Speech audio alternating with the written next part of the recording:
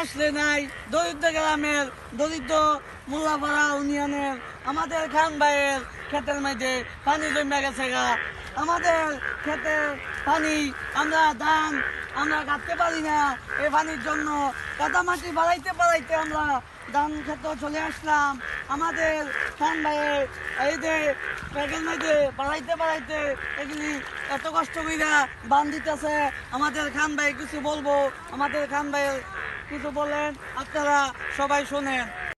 আমার ধান ক্ষেত পানিতে মিশে গেছে গা, এজন্য বদলি পাইতেছি না। বদলি অনেক সমস্যা হচ্ছে। যে ক্ষেত কাটাইতাম 2,000 টাকা আনি, অনেক ক্ষেত চাই 3,000-4,000 টাকা আনি। আপনারা সকলে দোয়া করবেন ধান ক্ষেত যাতে এলায় কাটিয়া এই ধান সবাই বাড়িতে নিতে পারে।